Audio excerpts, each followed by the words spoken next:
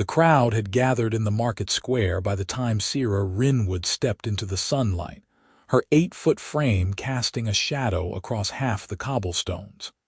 Every conversation stopped. Every eye turned toward the towering orc woman, who had appeared at the edge of their town, like something out of a nightmare made flesh. Her skin was the deep green of forest moss, her shoulders broad enough to carry an ox, her arms corded with muscle that spoke of years wielding weapons too heavy for human hands. 2 small tusks curved upward from her lower jaw, and her pointed ears twitched as the whispers began. Monster. Savage. Get the children inside. Sera had heard it all before. In 12 different towns across 3 kingdoms, she had heard every slur and insult the human tongue could devise. But she kept walking, kept her head high even as shopkeepers slammed their shutters and mothers snatched their children away from the street. She needed supplies. She needed food. Then she would leave, just like always. "Please," she said to the first merchant whose stall she approached, keeping her voice soft despite its natural depth. "I have coin. I only need bread and dried meat." The man's face had gone pale. He was perhaps 50, weathered and graying, and his hands trembled as he backed away from his own goods. "We don't serve your kind. Move along." "I can pay double," Sera tried, reaching for the leather pouch at her belt. The motion made 3 nearby townspeople flinch, and she froze. Always they thought she would attack. Always they assumed violence was her first language. "I said move along." The merchant's voice cracked with fear and anger. "Before I call the militia," Sera's jaw tightened. She had been a warrior once, trained by her clan to fight in the border wars that had raged between orc and human territories for generations. She could have broken this man like a twig. She could have taken what she needed and left them all unconscious in the dirt. But that would only prove what they already believed about her kind.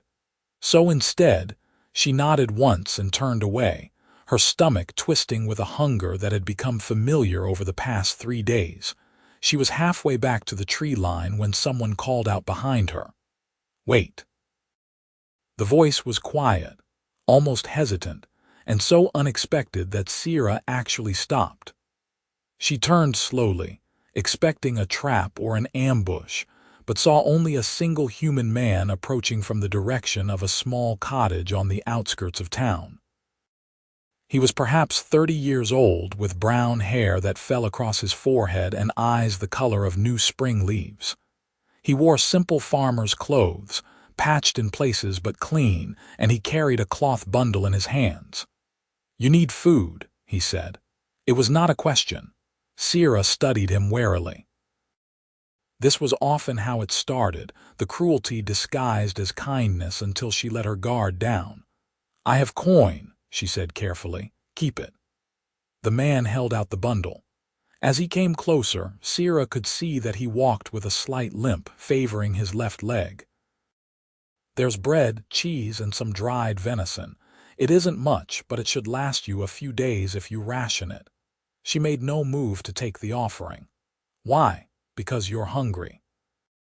He said it as if it were the simplest thing in the world, as if she were not a creature most humans would rather see dead than feed. When she still did not reach for the bundle, he set it carefully on the ground between them and took a step back. "My name is Barrett Emory. I have a small farm just there." He gestured toward the cottage. "If you need somewhere to rest tonight, somewhere safe, there's a barn with clean straw. No one bothers me much. They won't know you're there." Sera's throat felt tight. "You would shelter me, if you want it." Barrett shrugged, but there was something kind in his eyes, something that did not flinch away from her appearance. "The offer stands either way. Food's yours regardless." Then he simply turned and walked back toward his cottage, that slight hitch in his gait making him rock to one side with every third step. Sera watched him go, confusion and suspicion warring in her chest. She looked down at the cloth bundle, then at the town where hostile eyes still peered from windows and doorways. Her hand shook slightly as she bent to retrieve the food. That night, she slept in Barrett Emory's barn. She woke before dawn, old habits from her warrior days making sleep light and brief. Through the gaps in the barn wall, she could see the cottage, dark and quiet. No one had come in the night to attack her. No one had set fire to the barn or raised an alarm. For the first time in weeks, Sera had slept without expecting violence. She should leave. That was always the safest choice. Accept the unexpected kindness and move on before it could curdle into something else. But as the sun rose and she prepared to slip away into the forest, the cottage door opened. Barrett emerged, stretching in the morning light, and then looked toward the barn. Their eyes met across the yard. He raised one hand in greeting, casual and unbothered, as if finding an orc woman on his property was an everyday occurrence. Then he went about his morning routine, drawing water from the well and scattering grain for a small flock of chickens. Sera found herself walking toward him before she had consciously decided to move. "Thank you," she said when she was close enough that her voice would carry. "For the food, for the shelter." Barrett looked up from the chickens and smiled. It was a small expression, but genuine. "You're welcome. There's a pump behind the barn if you want to wash, and I'm making porridge for breakfast if you're still hungry. I should go." "Probably," Barrett agreed easily. "But you could also stay for breakfast. It's just porridge, but I have honey to sweeten it." She should go. Every instinct screamed at her to go. But her feet would not move, and when Barrett disappeared back into the cottage, she found herself waiting. When he emerged a short while later with 2 bowls and 2 spoons, she sat with him on the cottage steps and ate porridge sweetened with honey while the morning grew bright around them. "You're far from orc lands," Barrett said after a while. It was not an accusation, just an observation. "I was cast out." The words came before Sera could stop them, bitter and hard. "My clan did not approve of certain choices I made." "What kind of choices?" "I refused to kill a human child during a raid." She stared into her bowl, watching the honey swirl through the oats. The child was crying over her dead mother. She was perhaps 5 years old. "I could not do it. I would not do it. So my clan named me traitor and exile, and I left before they could execute me for weakness." Barrett was quiet for a long moment. Then he said, "That wasn't weakness. That was strength." Sera's head snapped up. "You do not know what you speak of. Among my people, mercy to an enemy is the greatest shame. Among mine, killing children makes you a monster."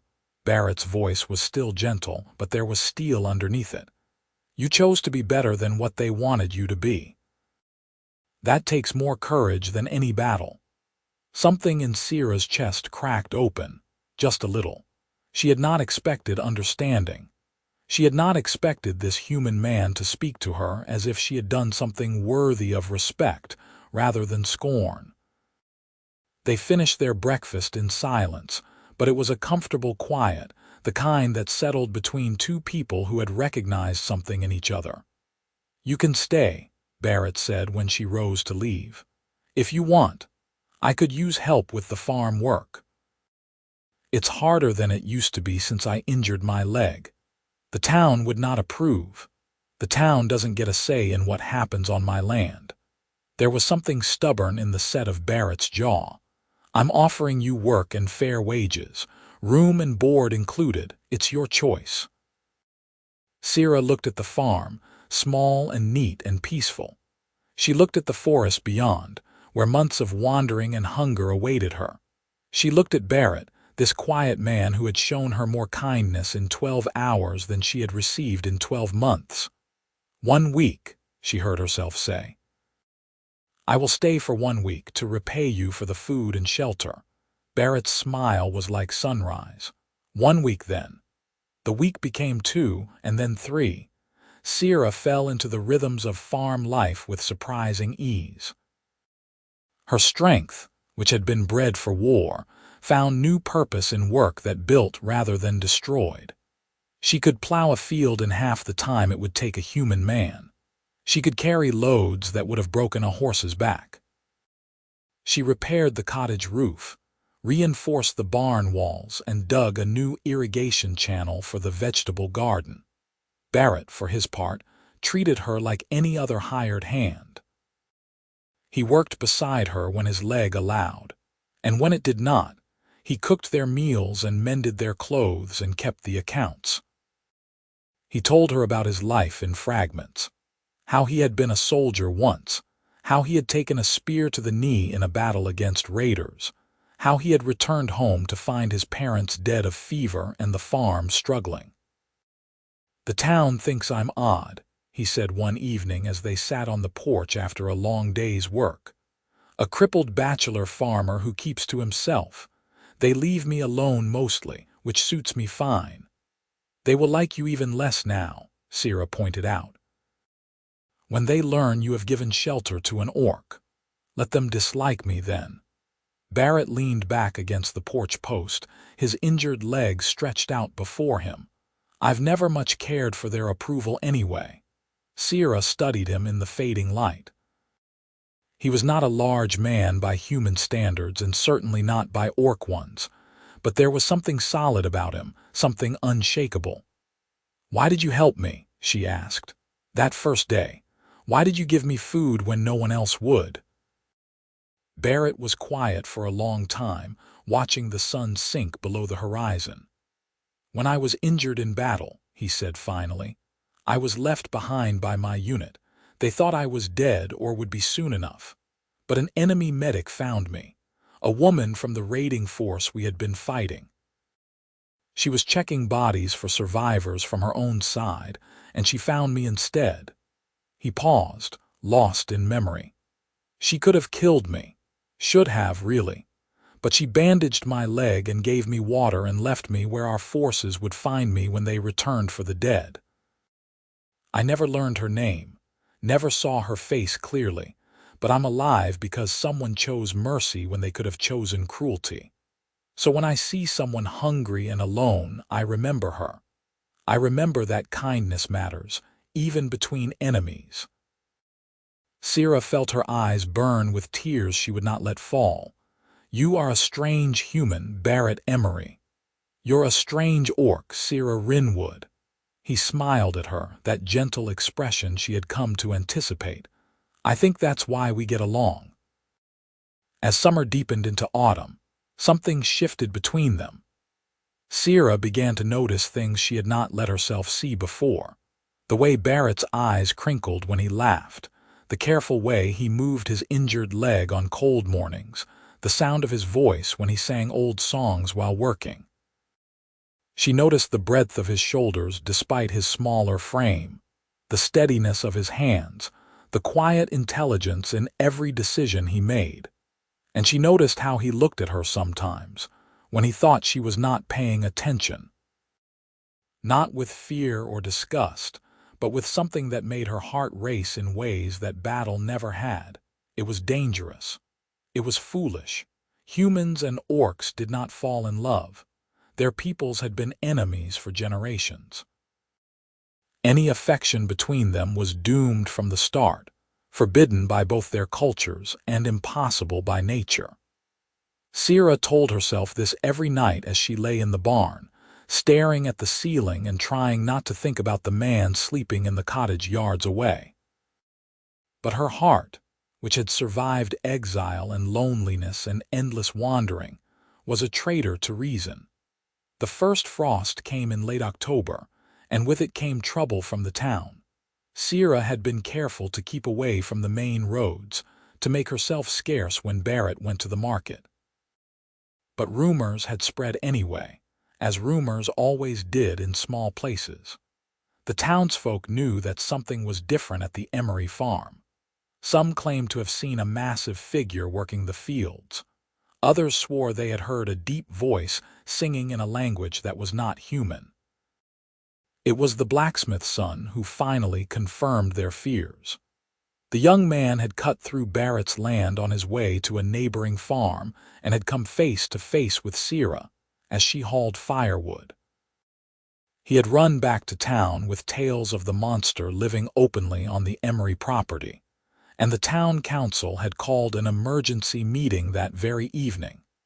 Barrett learned of it from the baker's wife, one of the few townspeople who still treated him with basic courtesy. She came to his door at dusk, wringing her hands and looking nervously toward the barn. "They're coming tonight," she said without preamble. "The militia. They say you're harboring a dangerous creature and they mean to drive it out. Barrett, you need to send her away before they arrive." In the barn, Sera had heard every word. She emerged before Barrett could respond, ducking through the doorway that was too small for her height. "I will go," she said quietly. "I have brought you enough trouble already." "No," Barrett's voice was flat and final. "This is my land and you are under my protection. They have no right."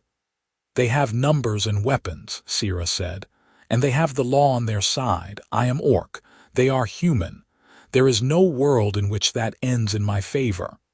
Then we'll change the world." Barrett moved to stand beside her, small and stubborn and utterly immovable. "I'm not letting them drive you away." The baker's wife looked between them, something like understanding dawning in her eyes. "Oh," she breathed. "Oh, Barrett, you've gone and fallen in love with her, haven't you?" The words hung in the air like a thunderclap. Barrett's face flushed red, but he did not deny it. Sera felt her breath catch in her chest, hope and terror warring inside her. "That doesn't matter right now," Barrett said, his voice rough. "What matters is that she's done nothing wrong and I won't let them hurt her." "It matters a great deal," the baker's wife said gently. "But you're right that we don't have time for it now. The militia will be here within the hour. You need a plan." In the end, they decided that confrontation was inevitable but could be managed. Sera would not hide. She would not run. She would stand beside Barrett and let the town see that she was not the monster they imagined. It was a risk, but it was the only option that did not feel like surrender. They did not have to wait long. The militia arrived just as true darkness fell, a dozen men carrying torches and weapons. They formed a loose semicircle in front of the cottage, and the town mayor stepped forward. He was a portly man with a gray beard and an expression of deep displeasure. "Barrett Emory," he called out, "we have reports that you are sheltering an orc on your property. Send it out so we may deal with it, or we will be forced to search your land." Barrett stepped out onto the porch, and Sera followed him. The torchlight flickered across her green skin, her tusks, her towering height. Several militiamen took involuntary steps backward. One raised his crossbow before the mayor hissed at him to lower it. "Her name is Sera Rynwood," Barrett said calmly. "She has been working my farm for 3 months. She has harmed no one and threatened nothing. She is my employee and my guest. She is an orc," the mayor said, as if that explained everything. "A creature of violence and savagery. You cannot keep such a thing here. It endangers the entire town." "I have endangered nothing," Sera said. Her voice rolled across the yard like distant thunder. "I have kept to myself and bothered no one. I have taken nothing that was not freely given and hurt no one who did not first attack me. What crime have I committed that warrants this invasion of a man's private property?" "Your existence is crime enough." The speaker was a younger man, one of the militiamen, his face twisted with old hatred. "My father died fighting your kind in the border wars. My brother lost his arm to an orc blade. You're all monsters, every last one of you." "I am sorry for your losses," Sera said, and meant it. "I lost family to those same wars. I lost my clan and my home because I refused to perpetuate the cycle of violence. I am not your enemy." "She saved my life," Barrett added. "A month ago when I was clearing trees near the property line. One fell wrong, pinned me beneath it. I would have died there if Sera hadn't heard me shouting. She lifted that tree off me like it weighed nothing, carried me back to the house and set my broken ribs. She's not a monster. She's the reason I'm still standing here." This was news to the crowd, and it gave them pause. The mayor's expression softened slightly, though suspicion remained in his eyes. "That may be," he said, "but the law is clear. Orcs are not permitted in human settlements without specific authorization from the crown. You cannot keep her here, Barrett. I'm sorry, but that's simply how it is." "Then I'll go with her." Barrett's declaration was quiet but absolute. "If she has to leave, I leave too. You can have the farm. I'll take what I can carry and we'll head for the border territories where the old laws don't reach." "Barrett, no," Sera breathed. "You cannot abandon your home for me. This is madness." "It's not madness." He turned to look at her fully, and there was something blazing in his green eyes that made her heart stutter. "Sera, these past 3 months have been the best of my life. Before you came, I was just existing, going through the motions. But with you here, everything is brighter. The work is easier because we do it together. The evenings are warmer because we share them. I am happier because you are here. So yes, if you have to go, I go too. That's not madness. That's just the truth." The crowd had gone very quiet. Even the angry militiamen seemed taken aback by the raw honesty in Barrett's words. The mayor looked genuinely distressed now, caught between law and sympathy. Then the baker's wife, who had been standing at the edge of the group, stepped forward. "I think," she said clearly, "that perhaps we have been too hasty. Barrett is right that the orc woman has done no harm, and if she saved his life, then she has done us a service as well. Barrett is one of ours, even if he keeps to himself. By helping him, she helped the town." "That's a stretch, Helen," the mayor muttered. "Is it?" Helen turned to face the assembled militia. "How many of you have bought grain from Barrett, eaten bread made from flour milled from his wheat? He's a good man and a hard worker, and if he had died, we would have mourned him. This orc woman prevented that. Does that count for nothing?" There was muttering in the ranks, uncertain and conflicted. Sera watched them wrestle with their prejudices, with the cognitive dissonance of an orc who did not fit their expectations. She had seen this before in other towns, and it never ended well. But then someone else stepped forward. It was an older woman, her face lined with years and sorrow. "My grandson," she said hesitantly. "He's been sick. Fever that won't break. The doctor says there's nothing more he can do." She looked at Sera with desperate eyes. "They say orcs know herb lore, old medicine from before the kingdoms. Is that true?" Sera hesitated. This could be a trap. But the woman's fear was genuine, and there was a child suffering. "It is true," she said carefully. "I learned healing from my clan's shamans before I was trained as a warrior. I may be able to help." "Would you?" The old woman's voice cracked. "Please. He's only 7 years old. He's all I have left." Barrett touched Sera's arm gently. "You don't have to," he murmured. "Not if it's not safe." "I know." Sera looked down at him, at this man who had given her so much and asked for nothing in return. "But I want to. If I can help, I should." The mayor looked deeply uncomfortable with this turn of events, but he was clearly unwilling to deny a grandmother's plea for a dying child. "If you cure the boy," he said slowly, "then perhaps we can reach an accommodation. But if he worsens, or if there is any sign of foul play, I understand." Sera inclined her head. "Take me to him." The walk through town was surreal. Sera moved through streets that had rejected her months earlier, now accompanied by the militia and half the town's population. They stared at her, whispered about her, but no one tried to stop her. The grandmother led them to a small house near the town square, where a child lay in a sweat-soaked bed, his skin burning with fever. Sera knelt beside him, her massive form somehow gentle in the cramped room. She examined him carefully, checking his eyes, his throat, the glands in his neck. She smelled his breath and felt his pulse and studied the rash on his chest. "Red fever," she said finally. "I have seen it before. It is dangerous but treatable if caught in time." She looked at the hovering doctor. "You have been giving him willow bark tea?"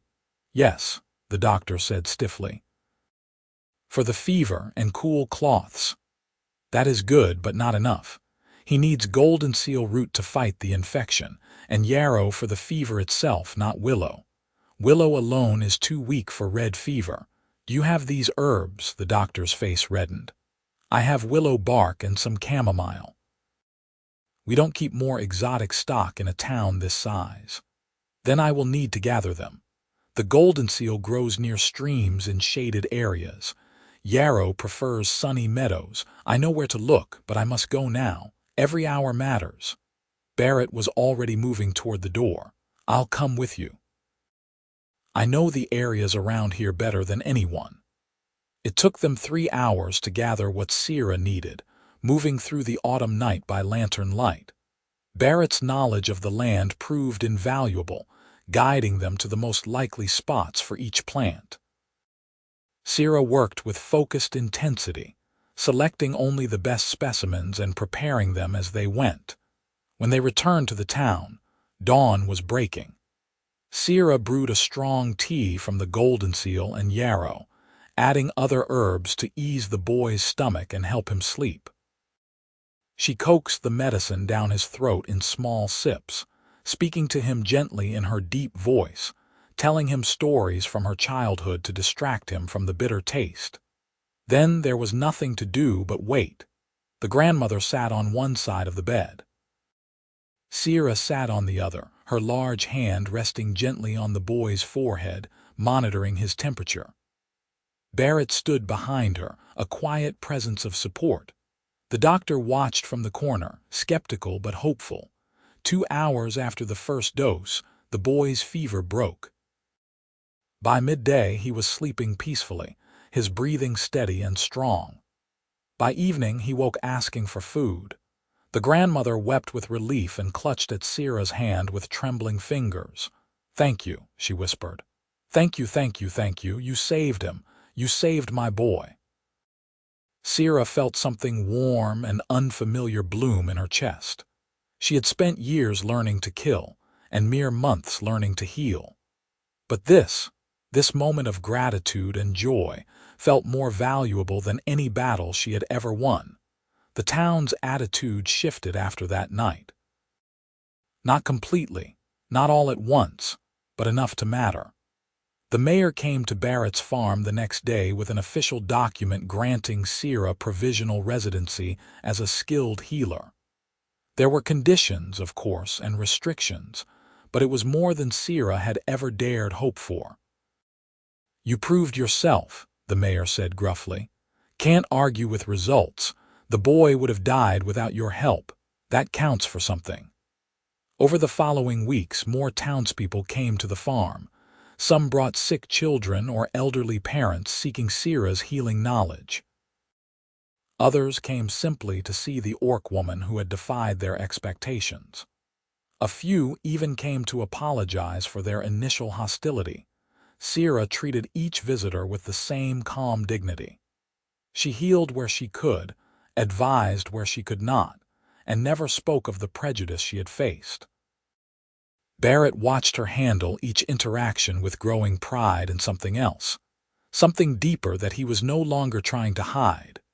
Winter came early that year, bringing snow and cold winds that whistled through the barn walls. On the first truly frigid night, Barrett appeared in the barn doorway with blankets and a proposition. "It's too cold out here," he said simply. "Move into the cottage. There's a spare room. It's small, but it's warm." Sera wanted to refuse. Wanted to maintain the careful distance they had preserved despite the growing tension between them. But her breath was misting in the air, and the wind cut through even her thick skin, and Barrett was looking at her with those green eyes that saw past her tusks and her size to the woman beneath. "All right," she said softly. "Thank you. Living in the cottage changed everything. They were closer now, sharing meals at the same table, sharing the warmth of the same fire. Sera learned that Barrett hummed when he cooked and that he read poetry before bed. Barrett learned that Sera was afraid of spiders despite her fearsome appearance, and that she cried quietly sometimes in the night, mourning the clan that had cast her out. They learned each other in 100 small ways, and the space between them grew smaller with each passing day. It was Barrett who finally broke first. They were sitting by the fire on a January evening, the world outside locked in ice and darkness. Sera was mending one of Barrett's shirts, her large fingers surprisingly deft with the needle. Barrett was supposed to be reading, but he had been staring at the same page for 20 minutes. "Sera," he said suddenly, "I need to tell you something." She looked up from her mending, concern flickering across her face. "What is it? Are you unwell?" "No, I'm fine." He set the book aside and turned to face her fully. "The baker's wife was right. That night the militia came. I've fallen in love with you. I think I have been for months, maybe since the beginning, and I know it's impossible. I know our peoples are enemies and that society will never accept us. I know you probably don't feel the same way, but I can't keep pretending anymore. You deserve to know the truth." Sera's hands had gone still, the shirt forgotten in her lap. Her golden eyes were wide, vulnerable in a way he had rarely seen. "Barrett," she whispered, "you must not say such things." "Why not? It's true."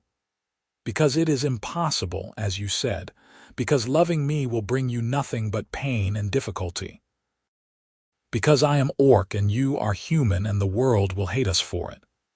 "I don't care what the world thinks." Barrett leaned forward, intensity blazing in every line of his body. "Sera, you are the strongest, kindest, most remarkable person I have ever known. You make me laugh. You make me think. You make me want to be better. When I'm with you, I feel like the best version of myself. How could I not love you?" A single tear traced down Sera's green cheek. "You are a fool," she said, but her voice was tender. "A beautiful, impossible fool." "Maybe," Barrett agreed. "But I'm a fool who loves you. That's not going to change, whether you return my feelings or not." Sera set the mending aside with shaking hands. She slid from her chair to kneel on the floor in front of him, bringing her face level with his despite their difference in size. "You have been the only kindness in my life for so long," she said quietly. "The only person who saw me as something other than a monster. You gave me food when I was starving. You gave me shelter when I was homeless. You gave me purpose when I was lost. How could I not love you in return?" Barrett's breath caught. "You do?" "Yes, you ridiculous man. I love you so much it terrifies me." She cupped his face in her large hands, careful of her strength. "I have loved you since you defended me to the militia, since you offered to leave your home rather than see me cast out. You are brave and good and entirely too kind for your own well-being, and I love you with everything I am." "Then why are you crying?" "Because I do not know how this story ends.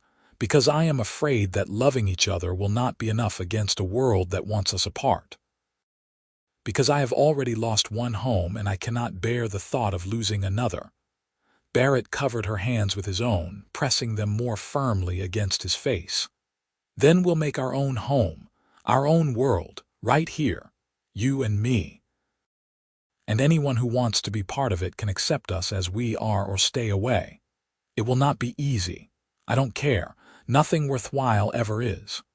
He leaned forward until their foreheads touched. "Sera Rynwood, I love you. Will you stay with me? Not as an employee or a guest, but as my partner. My equal, my heart." She kissed him then, carefully because of her tusks, but with such tenderness that it stole his breath. Her lips were warm against his, and she tasted of the cinnamon tea they had shared after dinner.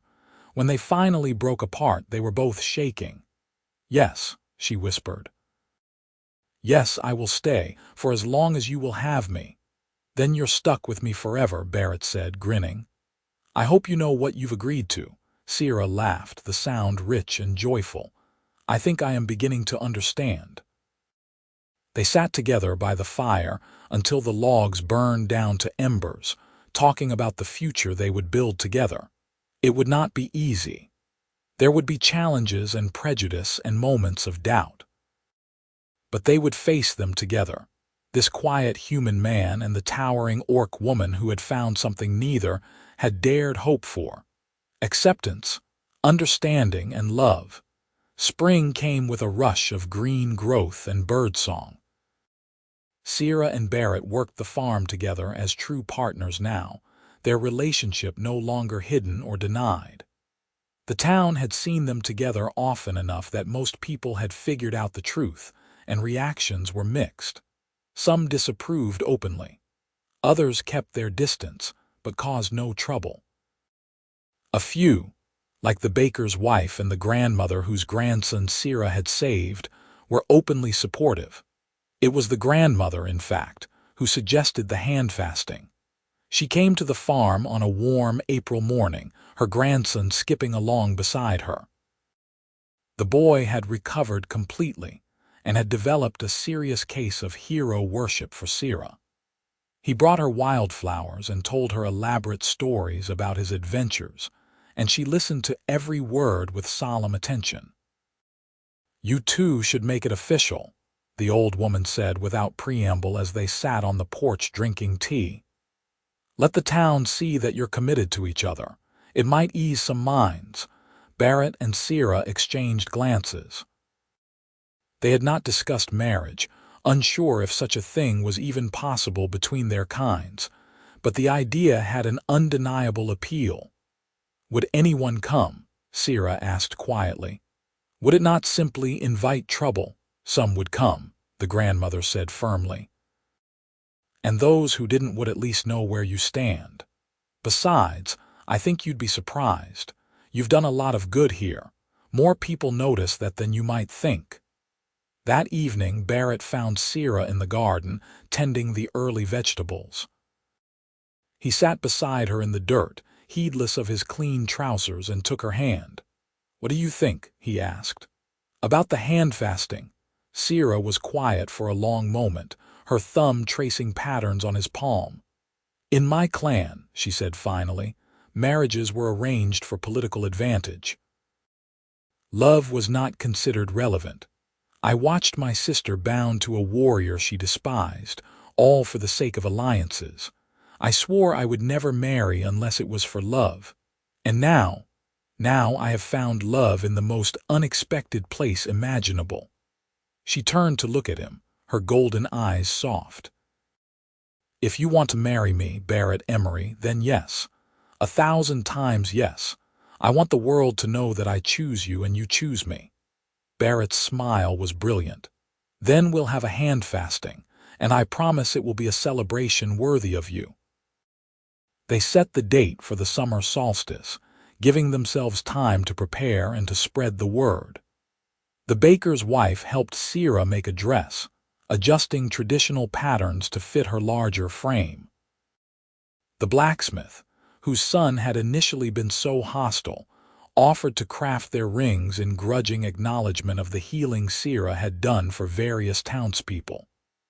The mayor, ever practical, agreed to officiate the ceremony himself. On the morning of the solstice, Sera stood in the cottage and looked at herself in the small mirror. The dress was simple but beautiful, deep green to complement her skin, with silver embroidery along the hem and sleeves. Her dark hair had been braided with flowers, and for once, she felt like something other than a warrior or an exile. She felt like a woman about to marry the man she loved. Barrett waited for her at the edge of the field where they had first worked together, where she had learned that kindness still existed in the world. A simple arch of woven flowers marked the spot, and chairs had been set up in rows for guests. To Sera's shock, nearly half the town had come. They sat in those chairs, dressed in their finest clothes, watching as the towering orc woman walked toward the quiet human man who waited for her with love shining in his eyes. Some faces were still uncertain, still struggling with old prejudices. But others smiled openly, moved by the obvious devotion between the unlikely couple. The ceremony was simple. The mayor spoke of commitment and partnership, of choosing to build a life together despite obstacles. Barrett and Sera exchanged the rings the blacksmith had made, simple bands of silver that gleamed in the sunlight. And then they spoke their own vows, words they had written together in the quiet evenings leading up to this day. "Sera," Barrett said, his voice carrying clearly across the field, "you taught me that courage isn't about the absence of fear. It's about choosing kindness even when the world tells you to choose cruelty. You taught me that strength is measured not in muscle but in mercy. You taught me that home is not a place but a person. You are my home now, and I promise to protect it, cherish it, and honor it for all the days of my life." Sera's voice was not quite steady as she replied, "Barrett, you showed me that I was worthy of love when I believed myself beyond redemption. You gave me shelter when I had nothing but the clothes on my back. You gave me purpose when I had lost everything. But more than that, you gave me hope. Hope that the world could be better than the one I had known. Hope that bridges could be built between divided peoples. Hope that two hearts could find each other across the deepest divides. You are my hope made flesh, and I promise to love you, support you, and stand beside you for all the days of my life." The mayor pronounced them married. Barrett reached up to cup Sera's face. She bent down to meet him halfway. And they kissed while the assembled townspeople broke into applause, some enthusiastic, some polite, but all acknowledging the union they had just witnessed. The celebration that followed was unlike anything the town had seen. Tables laden with food stretched across the field. Musicians played, a mixture of human and orcish melodies that Sera had taught them. People danced and ate and toasted the unusual couple who had somehow made an impossible love work. As the sun began to set and the party wound down, Sera and Barrett stood together at the edge of their property, looking out over the land they had worked together, the home they had built together. "Are you happy?" Barrett asked, his hand intertwined with hers. Sera thought of the warrior she had been, of the exile who had wandered homeless and hungry, of the woman who had believed herself unworthy of love. She thought of all the roads that had led her to this moment, to this man, to this impossible joy. "Yes," she said simply, "I am happy." They stood together as the stars emerged overhead. Two people who had been told by the world that they could not exist together, proving the world wrong. And in the cottage behind them, in the farm they tended, in the town that was slowly learning to accept them, they had carved out a space where love mattered more than prejudice, where kindness mattered more than tradition, where two hearts had found their home. The years that followed were not without their challenges. There were still those who disapproved, still moments when old hatreds reared their heads. But Sera and Barrett faced them together, their bond growing stronger with each obstacle overcome. They expanded the farm, added a clinic where Sera could treat patients, and even took in a handful of other exiles, both orc and human, who needed a place to belong. Children grew up in the town knowing Sera not as a monster, but as the healer who had saved their grandmother or the gentle giant who told the best stories. A new generation began to question why orcs and humans had ever been enemies in the first place. And in the quiet moments when the work was done and the world was peaceful, Barrett and Sera would sit together on their porch and marvel at what they had built. Not just a home or a farm or even a bridge between two peoples, but something simpler and more profound. A love that had refused to be denied, a love that had changed the world around it simply by existing. The town had watched the towering orc girl kneel before the quiet man on their wedding day, not in submission but in equality, bringing herself to his level so they could meet as true partners.